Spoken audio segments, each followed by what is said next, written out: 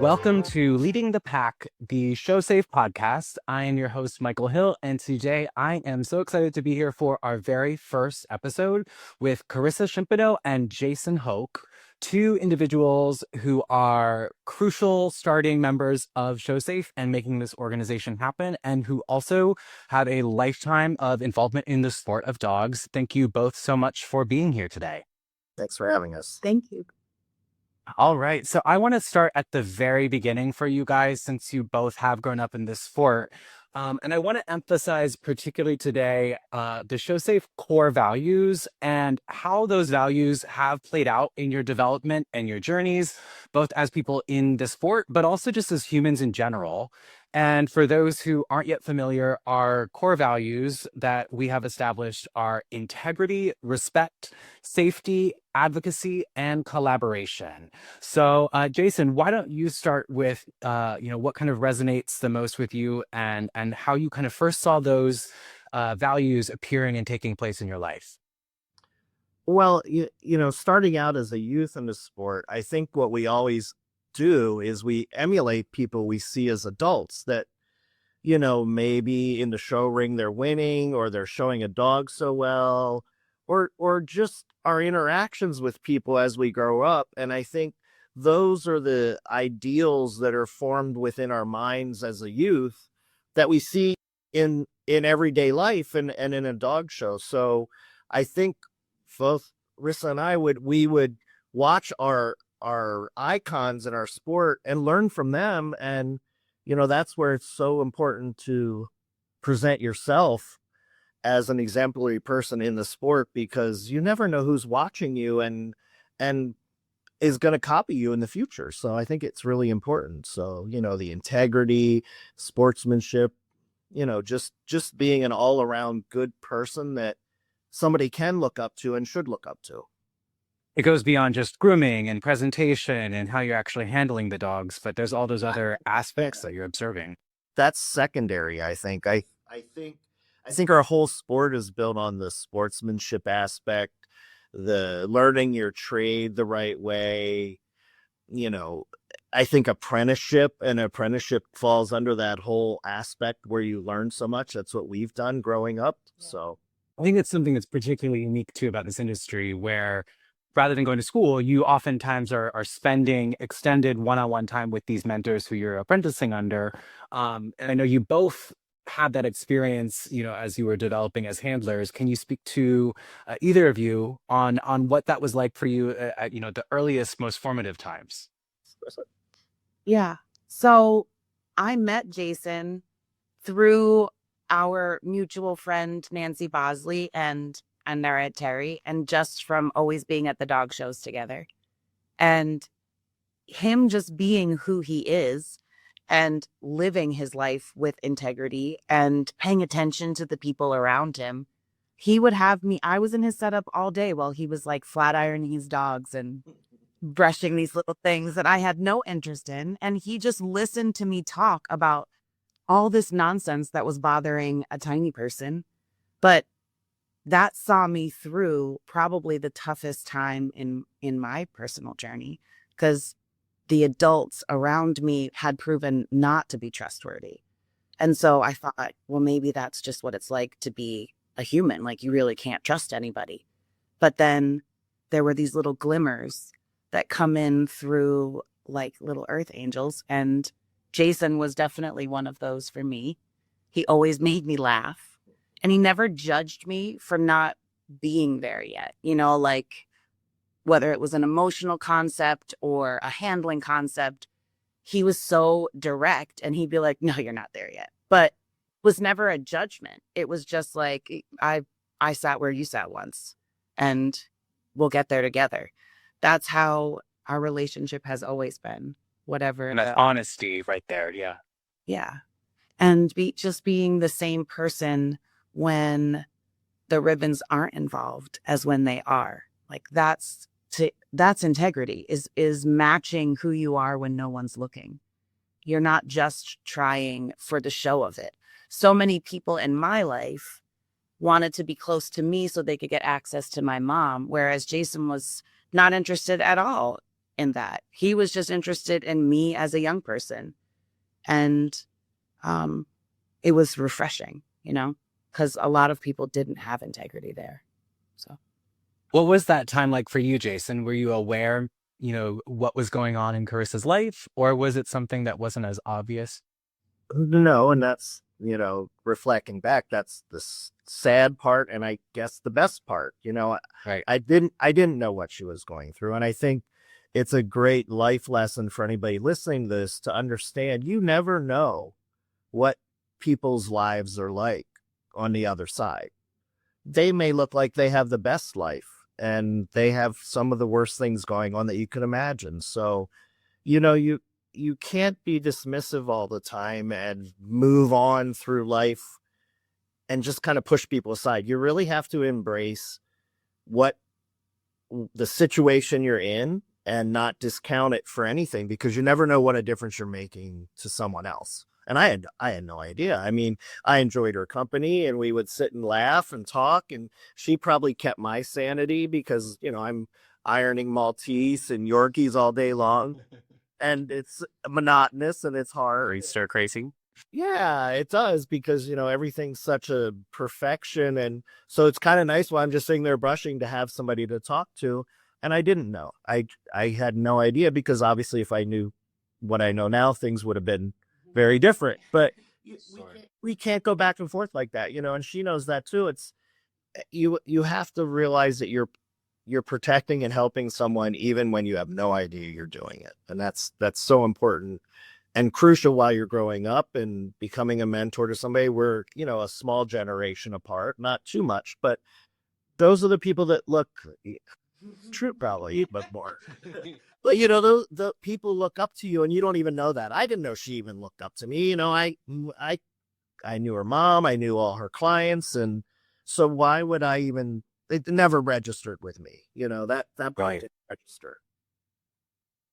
Did you have experiences when you were younger with people who kind of created that space for you and were supporting you in your development? I think so. Yeah. I mean, I think when I was really young, going to shows, where, I started out with Bobby Fowler and Jane, and they let me hold a bottle, and they were so kind. And then they'd let me take a comb and maybe comb a wire dachshund's beard out. That was a big deal, and that's what brought you along, these little tiny goals, like, oh, and now I get to take a dog to the ringside. And they were so kind to me.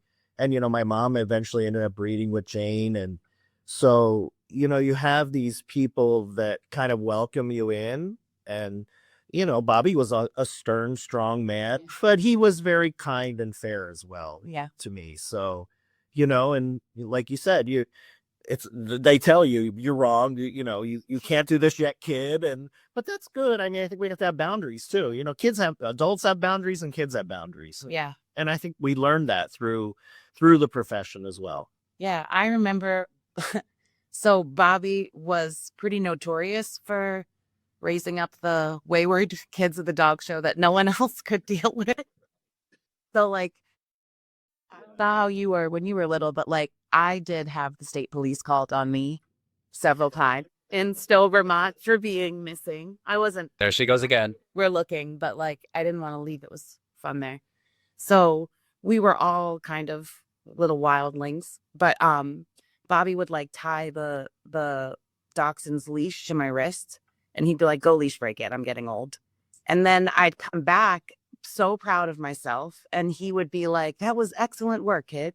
And then we'd sit down, and he'd be like playing cards with like Roy Holloway and Connie Barton, and they're all just like, "Sit down, let's show you how to play poker." But it was always funny and kind. Like everybody who had no reason to include you would bring you in and be like, "Come on, let's show you." So you'd have something fun to do, and then you'd learn a little something. Maybe You hear these stories. Yeah. I mean, the great stories and I think that's what brought us up too, because you'd learn how to be an adult through these adults telling their life experiences as well. their stories were awesome. Yeah, they have great stories. Yeah. I have a few now. As you should. I think also what I love about that kind of explanation is that I think sometimes it's when we see problems and we see things we want to fix in a culture or in the community, there are those big picture things and those initiatives, but then there's also just like at this interpersonal relational level, so much value in people just being aware that something that for those adults probably was not super significant or thoughtful has a lasting impact that you guys are still talking about all these years later. And it doesn't even have to be specifically about heavy topics or about the situations or abuse that's going on in your life, but it's more just about that experience of how they are living in an honest or, authentic way that gives you kind of a barometer for how you want to live your life moving forward. And I think that's something that in your career, you both have your respective careers, you both have done a lot in dogs where you've been breeders and you've been handlers. Jason, you're now judging. Carissa, you're additionally a mother of 3 little humans. Jason, you also have your background, in the food industry. Have you found that your starting point with dogs was, something that you've kind of built on in those endeavors as you've grown and matured and branched out into other things? Yeah, I mean, I think my whole life when I was young was dog shows. I mean, by the time I graduated high school, I missed a year of high school.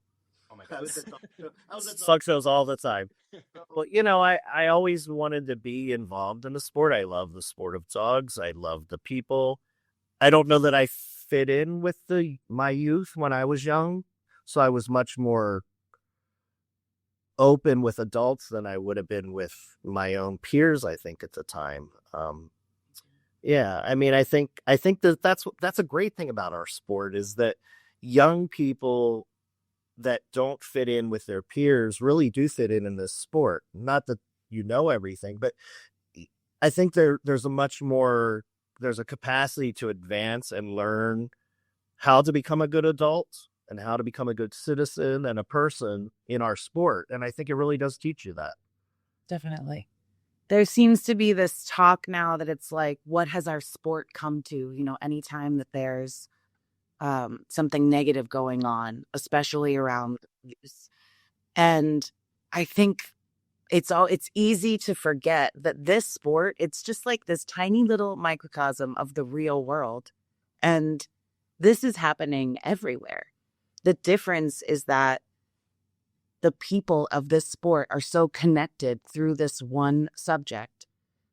We're from all different walks of life, but we love dogs so much. And we are able to see the humanity in each other, regardless of the differences, because of these dogs. And because of that, we cannot look at someone in our sport in pain or in need or see a void that needs filling and just ignore it. That is the difference between this sport and the world at large. Like you can look up Megan's Law and find a lot more people than you realize that live in your area that are on the registry, but your neighbors aren't responding the same way that your dog show neighbors would respond. Right. Because you're just not connected and you kind of forget each other's humanity. But just like the AIDS crisis was not singular to the dog show community, and yet Take the Lead stepped up with love and compassion and empathy, that's our goal too. We heard you, our sport, when you were saying it's not the judges that need the education. It's not that the mentors or the handlers. I disagree. I think we all need it, but we see a void where we need to also better prepare our young people to be strong. Sure. Because not everybody has a Jason in their life that they can run to. Some people come to the sport because this is the only home they have. And so we should be making sure that we educate them as well so that they're better prepared to navigate the world at large. Not dog shows, but like, how do you hold yourself strong in the world? Maybe this isn't what you want to do for a living, but if you're going to stop in here for even a little, let's give you all we got. Let's impart on you the knowledge that was imparted on us. We don't all have to learn the hard way. So, Yeah, and I think that's what Show Safe is about. It's not indicative to there's a systemic problem in our sport. There's not, but there's a problem. And that problem is worldwide across every band. It's a human problem. Yeah, this is not, so, we don't want anybody to think Show Safe is just a a vigilante group. That's not. It's about education. I mean, you're starting a great new program in Louisville that I can't wait to see rolled out this week with the juniors. And it's about empowering them, teaching them to be stewards of our sports and how to be better kids. And it's not even touching on some of the deeper issues. It's just more about how you can explain it probably better than me because you're going to be presenting it. So Yeah, I mean, I think it's just, when you hear about children or anybody that is at a disadvantage being taken advantage of, I think the initial response, the initial response in me was like, burn it down. Yeah. Just like, I don't know, you're just outraged and you don't know how to show that constructively, right? And so I think the sport's first response was like, okay, let's all pay more attention. We need to look up more and identify these things as they're happening. You need to be able to say, that's grooming. That's not proper. That's not how you talk to a young person. And we need to be able to say something and identify it. And that's wonderful. That was step one. It's necessary because there are still people that have been hurt out there and we need to be there for them too. But it felt like the next best step was if you can't take the bad guys away, because you can't, you can't take the bad I guys. don't know who they are. You don't. You don't know who they are. It's simple. It's Yeah. You just, rebel. yeah. And you can't stop anything. You can't stop bad things from happening in general. Like across life, bad things are going to happen. So what do? We better prepare our tiny people to be resilient and to come to problems with curiosity instead of judgment. Like, oh my God, I don't know if I can do it. You teach them to go, what's that about? I bet I could solve that. Maybe if I get 3 of my friends together, we can solve this problem. And if you teach these skills now, that they have agency over their own bodies, that respect is something that is earned, and not because you've won ribbons, right, but because you treat people kindly, you have integrity, you're the same person back at your setup when nobody is looking, that you are in front of all of the judges. There's important things to identifying trusted adults that I wish I had known when I was younger. Yeah. And I think that empowers the youth too. And what your program, the initial program is it teaches the kids that we want you to learn these core values of our sport. And this is 3 steps back from the impetus of Show Safe, but it gives the kids these starting tools to become really good young adults as they're growing up. And if we don't teach them the core values, I think we lose a lot of the respect from the kids. I mean, I think our youth does need to learn that we do watch. I mean, I judge junior showmanship and I watch these kids all the time and I love the kids to do well and I love them to respect their elders. And a kid gets handed a good dog, they can't just think they should automatically go in and win. And I think, we're going to be able to teach these kids these really intrinsic values of what the sport is and what they can be within it. And I think that's a great starting point to giving them coping tools as well for other situations that we hope never come up. Yeah. Which is separate. It's separate from an actual incident. I think without tools, kids don't know how to cope. And I think the more we make them better young adults, the more we empower them to be able to avoid these situations. Yeah. So the first training that we're doing that's coming up in Louisville, that's for just anybody that's at our sport. It's really geared for kids between the ages of 9 and 17. But we welcome parents, we welcome mentors, we welcome anybody that's interested in the information we're teaching. It is very user-friendly. It's not talking about the hot buttons of our sport or what's going on in our sport right now. It's more just talking about how to respect each other, how to operate with integrity, how to have self-confidence, how to find trusted adults. how to identify those trusted adults. And it's introducing the concepts, right?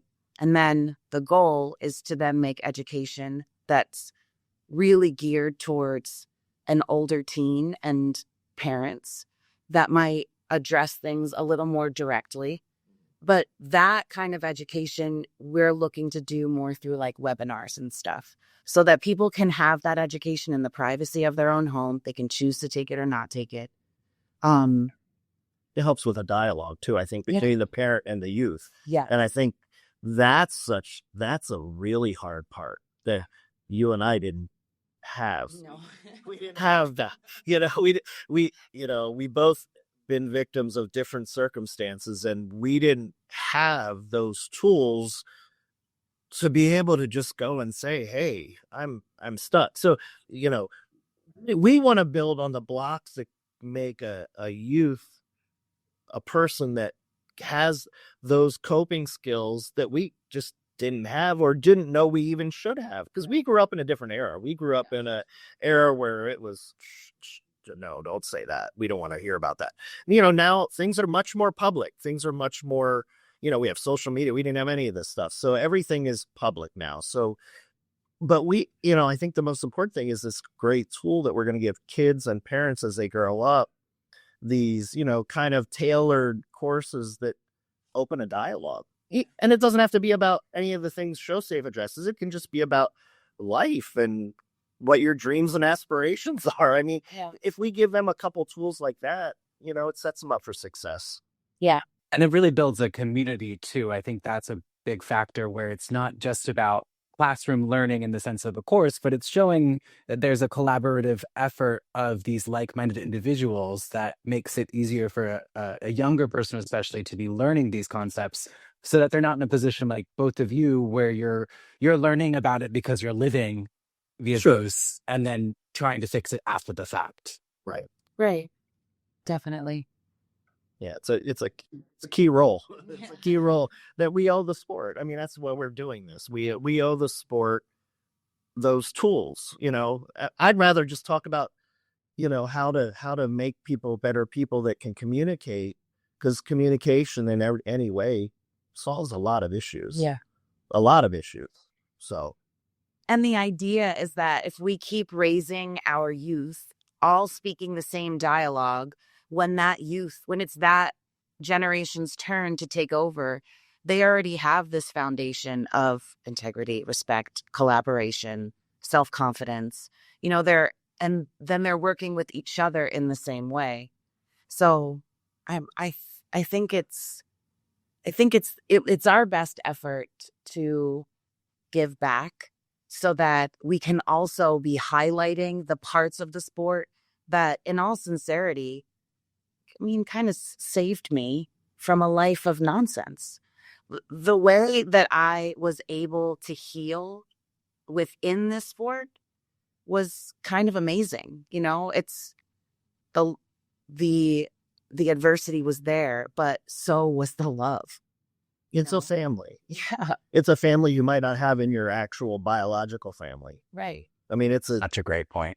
Yeah. I mean, I don't know that there's a lot of walks of life as far as professionalism or anything where we kind of rely on the other people as our family, sometimes more so than our family. And we have this big nationwide, worldwide family that become our dear friends and confidants that, while we're still working. So it's a work environment. It's a social environment. I mean, it's all together, and maybe that's what makes us unique, because we don't go home from this. Right. I mean, the sport we'll clock him out. Yeah, the sport of dogs is constant, and we care for the dogs. We're stewards of the dogs. We're stewards of our kids. We're stewards of juniors that are growing up in front of us. So, there's no escape. I don't know. There's no escape. But I think it's just like a breeding program also, where like the work that you're doing with both the dogs and the people is creating something that does live beyond you. And I know both of you have experienced that with mentors who are no longer here and people who have shaped your dogs, your, personal education. And I think that's kind of something that's particularly valuable about an organization that is centered around a group shared passion that gives more access than an academic setting where you go to school and then you leave, or you go to work and then you're done. And it's more of like a training for decorum and how people present themselves versus, I think, with Show Safe, there's an opportunity to make it more of a cultural community based opportunity. And when people say this is something that the parents should be teaching, or it's the adults responsibility to watch out for their kids, it, as you said, Jason, many people don't have the same experience of parenthood and support, and that's where our sport does offer an opportunity for people to provide that. And it also offers an opportunity for people to take advantage of that. So I think we are looking to be aware of that and capitalize on that for good, and help protect from those who can see that as an opportunity to use it for less than desirable reasons. So I want to ask, how have you both seen the American Kennel Club respond and accommodate these shifts that we've seen in our community as incidents have happened and more conversations have come up and people are looking for answers and for action? How about you as a judge? It's a great question to ask, because AKC has really stepped up to the plate, in my opinion. As a judge, we've had to take the Darkness to Light course. So all the judges are now required to have education on subject matters that may be uncomfortable, but it's a great learning tool. I learned certainly many things from taking the course. So now judges have to take this course. We're all required to do it. So kudos to the American Kennel Club for doing that. They've placed a abuse hotline in the premium list, which is there. And I think it's in the judging schedules too. So that's there now. And, before I even go further, I think we have to say this isn't, I'm going to say it again, this is not just about this isn't a problem in our sport. This is a global problem. And our sport is doing its best to address it. So never confuse our sport with this problem and it being only here. It's not. It has nothing to do with the sport. No, it's in U.S. Olympics. It's everywhere. And what AKC has done is listen to a group of people like ShowSafe who went to Dennis Sprung at the American Kennel Club, spoke with him, explained that we would like help, and they were very willing to help. They've also instituted a policy of reviewing incidences that happen, whether now or in the past, and reviewing them and removing those people from the sport if they're a threat to the community, which I think is huge. Yeah. It's huge. And we can't forget that because as a sport, we stuck together and we kept communicating through the problem. We didn't just throw our hands up and walk away. We communicated through it. That's change that our community made together. AKC just listened, and stepped up, because some sports, they don't step up. So kudos to the American Kennel Club for stepping up, realizing that this global problem can be thwarted within our sport somewhat by their assistance. And they've done a great job. And, these programs that they're offering, the education they're giving judges, we should be educated. I don't know why there would be any hesitation to take a course that can better you.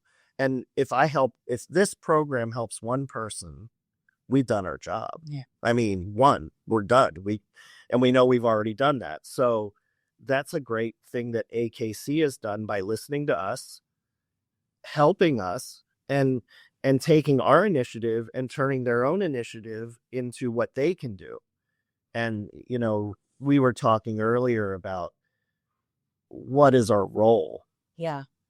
I think it's hard because, again, of course, there is a vigilante in all of us. It exists inside all of us. We want to protect people. Yeah. I know. Exactly. Like Michael and I are always joking. He's like, oh my God, put your Doberman away. And I'm like, I can't. I'm the Doberman. I can't put it anywhere. Like, it's our instinct to protect the things and the humans that we love, And so I very much understand that, like, well, where are you when something goes wrong? You know, if somebody hurts someone else, why aren't you guys stepping up? Well, one, you will never hear us stepping up, because what it means to support an alleged victim, it is not getting their story 100 times and spreading it all over Facebook. Right. It is not, hey, did you hear what happened? And you don't actually know what happened, right? Like, support is quiet. Do you need anything? We're here. We stand at your shoulder. You're not alone. That's it. So you're never going to hear Show Safe helping. We have no part in. Same with Take the Lead. You know, for people that understand how Take the Lead works, it's anonymous. I mean, if somebody needs help from us, it's anonymous. If you're worried that your information is going to, it will not be. Everything. If you want to come to us with an issue and talk to us, find one of us. It will never go further than the people that we will engage to help you. Yep. And the biggest thing I think that we have to clarify about Show Safe is we're support. Yes. We are not the people that are going to go after an alleged person. We are here to support people. The AKC is here to help us support people with the things they've instituted. The people that will go and investigate an issue will be law enforcement. Yes. That's it. And we're not the people. We don't want people to view us as any kind of organization that's going to go out and seek retribution. No. We are people here that want to help and aid people in need and give them the tools they need and the resources they need. That's it. Yeah. So don't think we're here to out the criminals that are in the sport or do any. We're not. That is not our purpose. So please don't contact us and be upset that we're not doing that, because that we will never do that. That's for law enforcement or, you know, an organizing body to deal with, not us. What we're here to do is offer support for people, to educate the youth, to grow them up into people that have better coping tools. That's it. Yep. That's it. And I remember being angry myself at a time with that response. I really do. Like, here's the thing. When it's explained properly, it's not hiding behind paperwork or anything. It's literally saying the AKC, it's qualified to decide who is sportsmanlike and unsportsmanlike, right? Like, you don't need a criminal investigation to decide that it's wrong to say the F word at somebody. You don't need that, right? To determine if somebody has been physically harmed or not, you need a criminal investigation. I run in circles for a living. He can cook a mean meal. We are not criminal investigators. Like, we're not qualified to do the investigation. It's not a lack of heart. It's not a lack of wanting justice. Empathy. We have empathy. We have huge empathy. We also want justice when it is deserved. But we are simply not qualified to conduct that investigation, and neither is the AKC. So no matter how much we jump up and down and scream about the fact that not enough is being done, I feel the pain. But the thing is we're not acknowledging what has been done. We did jump up and down and scream, and they heard and they responded. Let's not be ignorant to the fact that things are changing. People are starting to come forward with their stories, and without shame. And that in itself changes a life. When I think of all the years I wasted holding on to the secret and keeping it buried down, it wasn't just mine to keep. It also belonged to my parents that should have been keeping me safe. It belonged to the community around that was seeing very suspicious things, like at the dinner table and stuff like that. So it wasn't only my story to hold on to. So when I see somebody who's experienced something and they're speaking about it, the courage, like, we're making a difference. We're all, not just Show Safe, not just AKC, but all of us that are standing up and going, I've had enough now. I'm ready to do something. The something that you can do has nothing to do with the alleged perpetrator. The something that you can do is quieter and softer and simpler, so it doesn't quite feel like enough. But what Jason did for me as a small girl, it was quiet, it was soft, it was simple. Nobody watching, not even Jason, understood the value in it. But it was those connections that saved my life going through these awful things. I was not alone because I did have the support of the adults around. So if you're looking, how can I be helpful? And you're wanting justice, stop. If you want to be actually helpful, then look to the person to your left, whether they're a child or not, and offer kindness and help and support and empathy. And when they mess up, don't meet them with judgment and ostracize them. Give them guidance. Doesn't matter their age. I've taught people older than me. I've learned from people substantially younger than me. My 7-year-old is convinced that he's in charge of my continued education. But like, honestly, let's not expect everybody to be perfect, but rather when you see something that is less than perfect, that is harming somebody else, you just step up and say, hey, you okay today? Do you need some support? What's going on? We can't be treating each other this way. So I get it. You want to wield your sword and trust me, I had my sword wielding days. I get it. But that's not where the real help is. No. And I think organizations like the American Kennel Club and ShowSafe do put tools in effect to aid the people the best they can within their purview and that what they can do. And, the rest of it, we just have to let run its course, and hopefully it gets sorted out the way it should in the end. Yeah. And, I wanted to make that very clear for everybody listening that that's what ShowSafe is. ShowSafe isn't there to judge or condemn. ShowSafe is there to help the people that need help. Yeah. And I think when you're speaking to particularly Carissa about how the sport saved you, I'd love to tap into that just a little bit more, because that sounds like advocacy, where it's not just thinking about ourselves and our own immediate needs, but it's kind of turning outward. What were some memorable moments or plot points in your story where that really kind of hit home? Yeah. So, I mean, there were adults in my life, like my Aunt Terry, God, Earth Angel, this woman. I love Terry. I know, We share common people, so. So, again, I was a wild little person. So was I. Yes, very, yes. So was I. Very bold. And my mom was often saying, I don't know where you come from. And my Aunt Terry and my mom's mom would be like, really, Gwen? Yeah. Direct. And it is Right. maybe still attached to the tree. But there were people like that, like my Aunt Terry, who she wasn't. People think I learned everything from my mom. My mom did not have the patience for the ridiculous child that I was and all the opinions that I had. So it's actually my Aunt Terry. She taught me how to stack dogs, how to show bite, how to hold the ears up when the dog isn't putting it up themselves, how to move in a straight line. She spent hours with me at the shows where my mom was like, oh, Terry, please take her for just an hour. Right.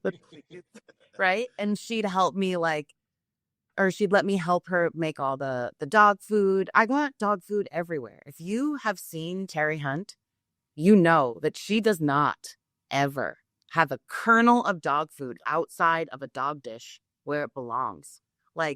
Dog food everywhere, and she's like, oh, you're doing so good. Right. I would knock on their motorhome door. I would wake up very early and my mom did not. So it'd be 4 a.m. And I'd be like, Mom, I need some milk. And she'd be like, it's 4, go back to bed. And I'd be like, I'm not doing that. So I would go out of the trailer and knock on Aunt Terry's motorhome, and they'd answer. They'd be like, what are you doing? And I'd be like, can I have milk? We're too poor to buy milk. And Terry would be like, get inside. Are you serious? I know there's milk in there. Oh my God. So it's there's these little moments, right, where you're where the adults are that. But I don't know about you. I'm still friends with every friend I made in juniors. And that's actually not a lie. Yeah. Like we were a gang. It was myself and Howie and Jesse and Angie and Cassie and God, a lot more. But like we are still very close friends. And those people have seen me through every part of life. They've seen me through children and losing parents and grandparents and being successful in this career and hitting slumps, and they've loved me through all of it. So the bonds that you make, it like my husband is a school teacher. He loves the people he teaches with. They are not going to line up behind him in battle because someone mildly inconvenienced them. If I'm sure people will. honestly, if something happened to me today here in Kentucky and I got on the phone and called one person, I'd have an army in 20 minutes. So that part of dog shows, Right. that's what saves you. Yeah. And you talk about Terry Hunt. She's affected people generationally because I was a very successful young professional handler with a lot of attitude, I would say. I mean, I was lucky. I mean, when I stopped showing dogs, I had a best in show dog in every group. And there were times Terry would have to take me aside and bring me back to earth. And she was always kind about it, but she was direct. She was professional, and she knew what she wanted me to become. And that's so important. And you need those people that just, know when to just take you aside and say, let's come back to reality here. And, I was a kid. I was a brat. I mean, even in my 20s and 30s, I was. I mean, you learn these things, and these are the people, and this is, what we want to empower these young kids to become and teach them that, someday you're going to be the person that the youth is looking up to, and you have to have all these core values. Yeah.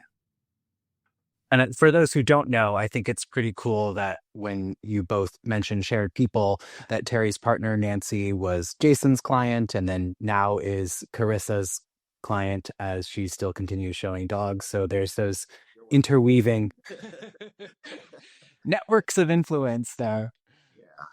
Yeah. I mean, yes. And so the first dog that I showed for Nancy was our number one working dog. It was my first best in show dog as well. And she won a couple more. Yeah. And she wound up being like the number 2 dog among all breeds. And I got to tell you,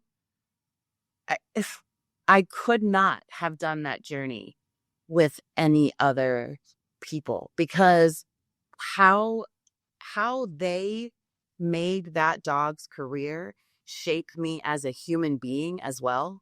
And they kept you in check too. Absolutely. Yeah, I mean, one time I said to Nancy, I want to go to the Idaho circuit. She was like, absolutely. That's not happening. You've been to too many dogs. I can tell you now, I've been, there's nothing there. You don't need to go. And I'm like, but what about all the potatoes? She's like, the potatoes?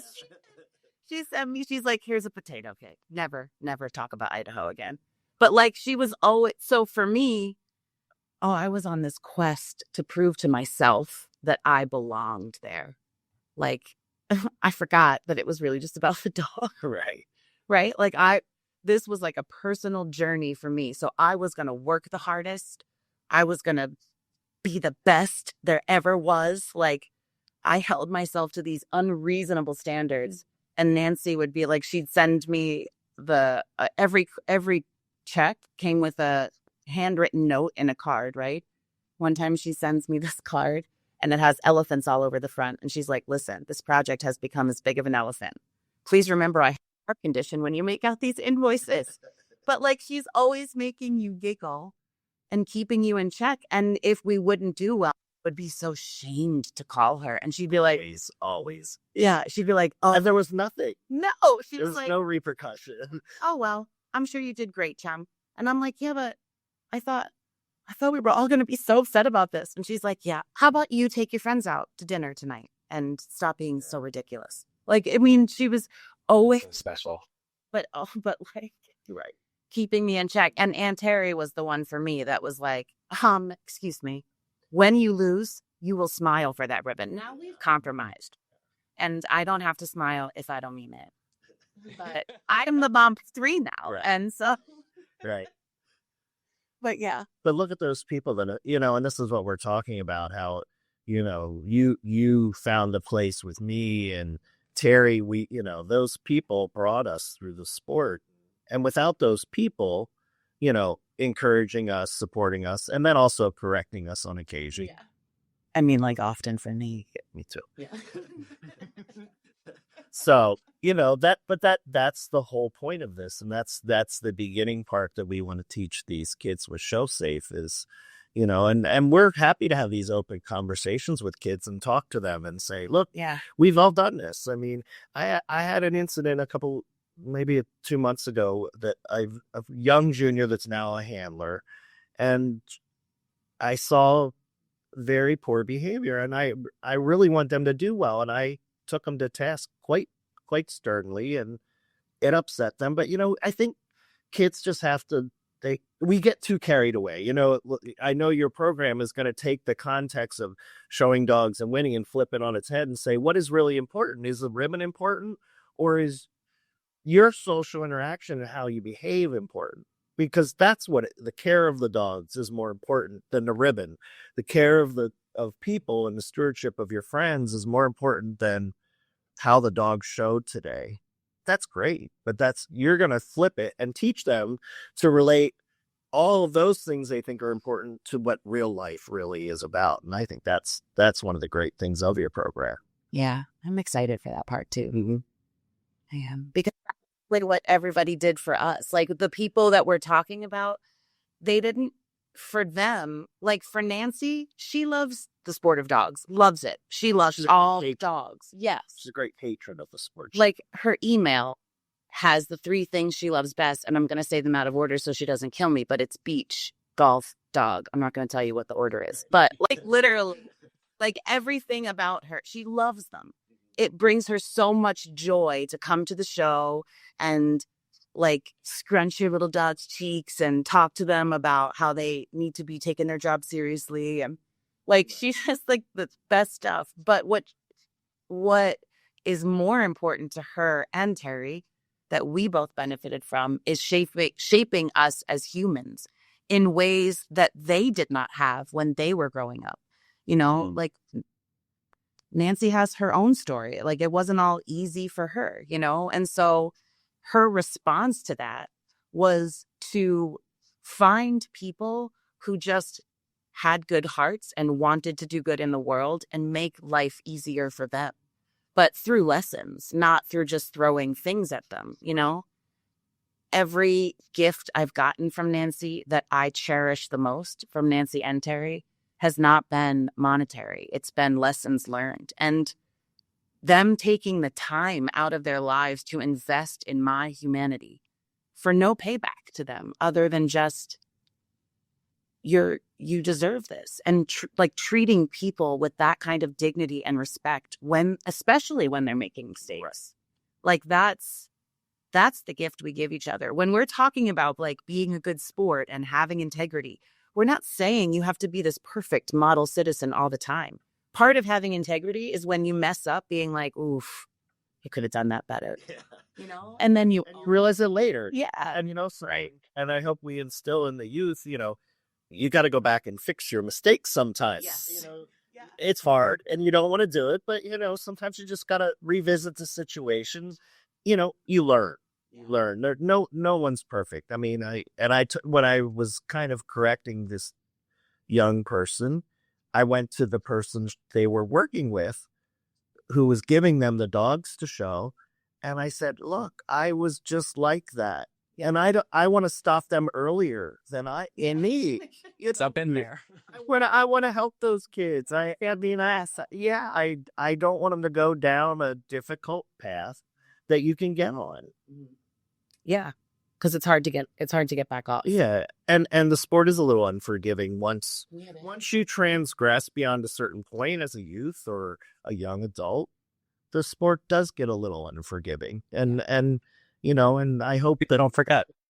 Yeah, and I hope because it's such a close community, even worldwide now. I mean, I have so many friends all over the world from Yeah. judging, and we're so close, Yeah. and they're on the other side of the world. So it's really important. Yeah, I think it really just speaks to how much opportunity there is for impact. And I think when you both are kind of sharing those examples of how people have played a role in your life, that's really just what's at the heart of ShowSafe is just organizing and amplifying those experiences so that there's more access for more people to have that experience through the sport of dogs. Yeah. I mean, we wanted people to have that were in trouble now to have an outlet, right? So we have the helpline that, again, this does not replace police or 911, but if you find yourself across the country working for a handler that isn't as safe as you thought, or if you find yourself you took a job for a client and you put all your eggs in one basket and it's not going well, there's things can get off track. We have the hotline you can call, and we will do everything in our power to connect you back with your natural supports.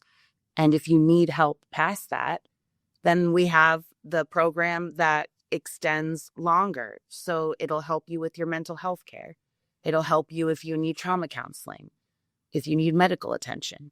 So, we did put things in place for the people that are hurting now, but all of our focus and energy and heart and, all of our best selves goes into the education part of it. So Because that we don't ever want to have to use those exactly resources. Yeah. We want to fend that off as we can. That's the ultimate goal. Yes, we have the end stage results, and we have those systems in place. But if we can just get the youth and even later, this isn't just about the youth. It's not, because No. people end up in situations all the time. I was a little bit older than you were when my situation happened, and I had a little more ability to cope with it. But there's situations we find ourselves in as adults that you need help. And so we just want to be able to educate. And I think by education, it helps people have mechanisms to fend a lot of things off that they may not be aware of. Well, even like for the adults listening, like think of all the things that when you were young, you made totally normal in your head because it was normal to you. It's all you saw, right? And then you get older and you're like, oh my God, my parents lied. It's not that way. That's just a thing.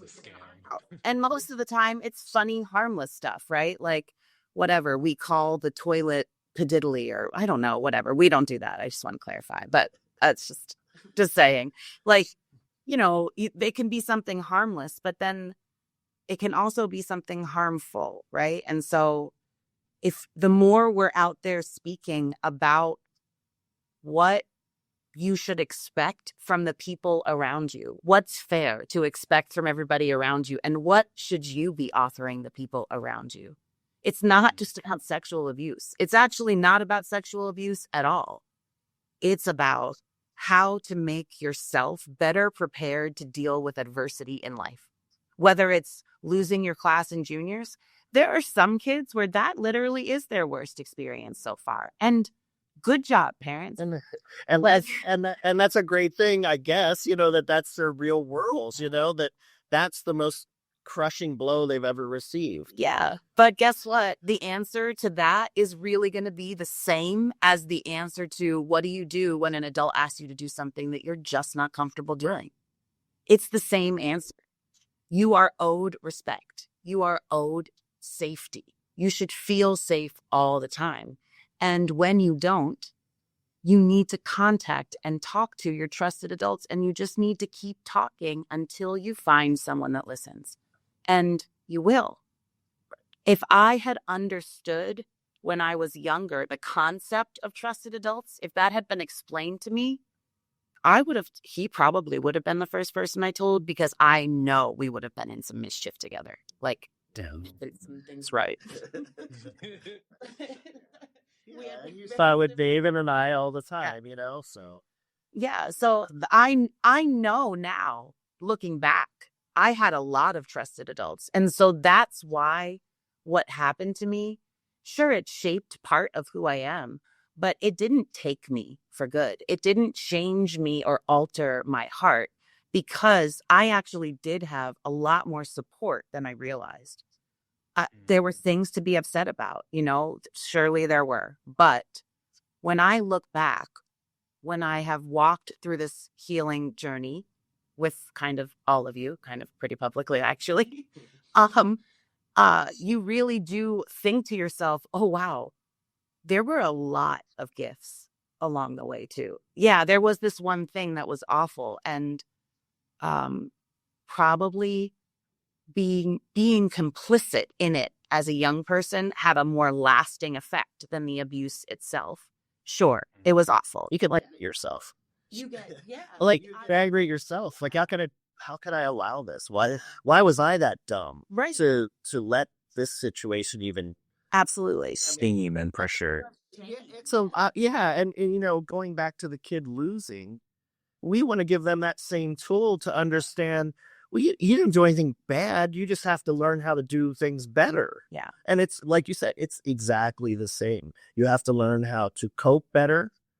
You have to learn how to progress better and accept and then communicate and then look for improvement. Absolutely. So, I know with show safe people have a little angst because of some of the subject matter, but the issue isn't necessarily that even that subject matter. It's teaching people how to relate to the real world and how to cope with everything, hopefully a lot of things that are thrown at you, especially in your youth. Yeah, absolutely. And then we have another part of education. This is a couple years down the road, but we want to develop a leadership program. And that program is going to be written by George Washington University. And it's basically just taking high school kids, freshmen, sophomore, and juniors, and really honing in on that training even more to create future leaders of our community, but also of the world, and like leaders that you can respect and that respect themselves, more importantly. Because if you respect yourself and you stand for something, then you won't just fall for anything. It's like the famous quote. And hopefully we turn those people into club leaders. Yes.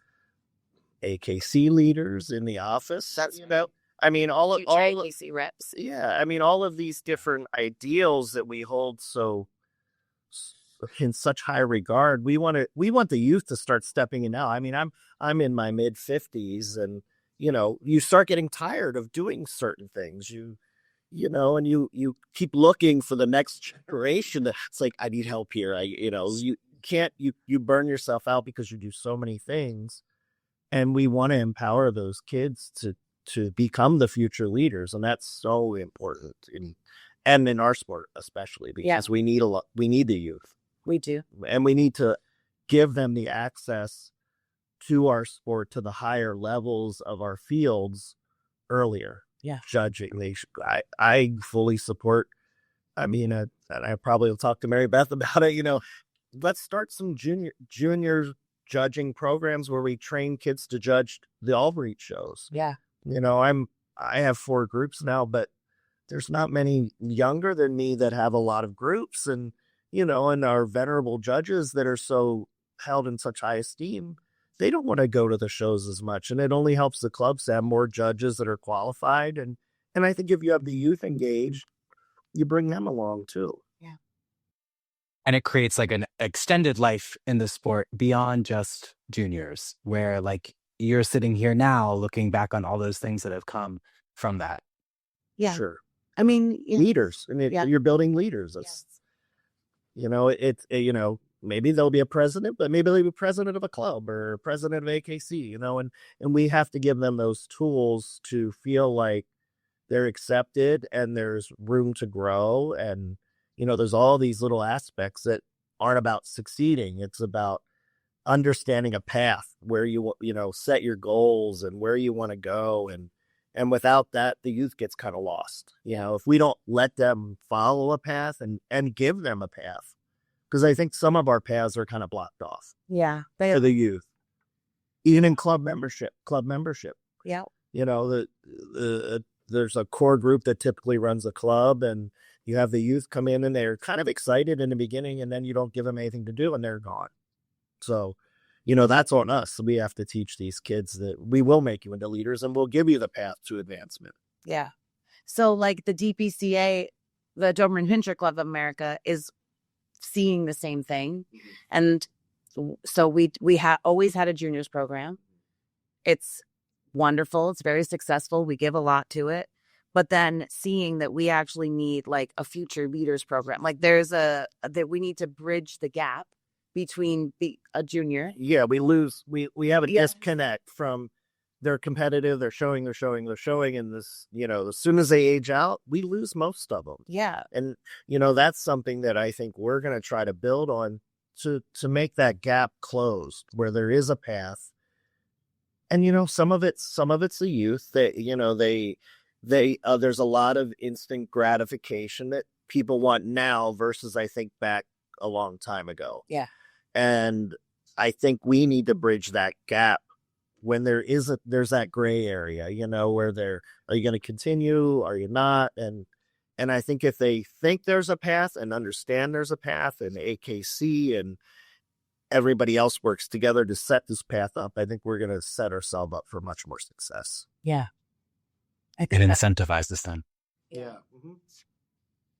Well, and I know personally, things like this organization and these conversations give me excitement, and I've had varying degrees of involvement in the sport in my time in dogs. But I think there is, aside from the formal clubs, Show Safe is an opportunity to get involved by supporting what we're doing here. And I think Louisville is going to be really exciting to see that education program and see our first benefit coming together. And then kicking it off with you two here today for our first podcast episode. So there's lots of good things happening right now. There's a lot to be excited about. Yes, I agree. Me too. Well, thank you both so much for joining us. So looking forward to seeing how this continues to grow and develop together. And I hope you guys have a great rest of your week in Louisville. Thanks. Thanks for having us. Thanks, everybody.